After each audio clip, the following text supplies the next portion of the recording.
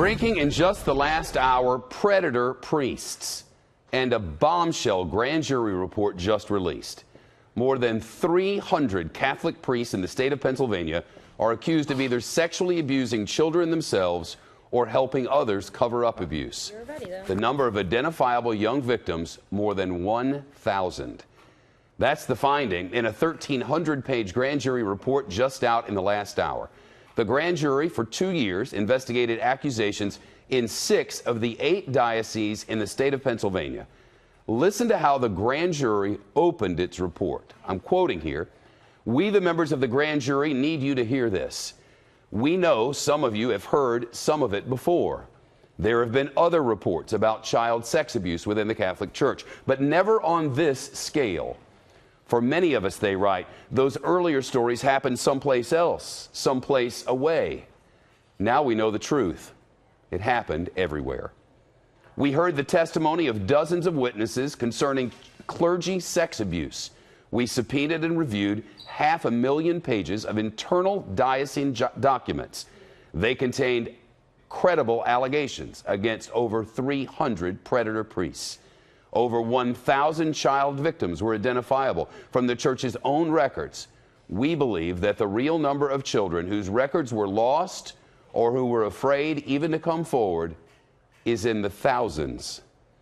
The reports add all of those victims were brushed aside in every part of the state by church leaders who preferred to protect the abusers and their institutions above all. The Pennsylvania Attorney General put it in stark terms. Priests were raping little boys and girls, and the men of God who were responsible for them not only did nothing, they hid it all for decades. Monsignors, auxiliary bishops, bishops, archbishops, cardinals have mostly been protected. Many, including some named in this report, have been promoted. The Pennsylvania Attorney General in the last hour. The Allentown Diocese has released a statement that reads in part, "Abuse is abhorrent and has no place in the church or anywhere in society. Much has changed in the past 15 years, as the grand jury acknowledged in its report. Most of the incidents date back decades. The offending priests are either no longer in active ministry or are deceased. Since 2002, our diocese has taken strong and decisive action to prevent abuse and to provide support for victims and survivors. But that does not change the fact that the abuse of children is terrible and sinful. The abuse was devastating and tragic for the victims and survivors and continues to cause pain and anger to this day." The grand jury reports the truth is bishops and other Catholic Church leaders covered up the crimes and obstructed justice in order to avoid scandal, and that the same leaders persuaded victims not to report the abuse and police officers not to investigate the abuse.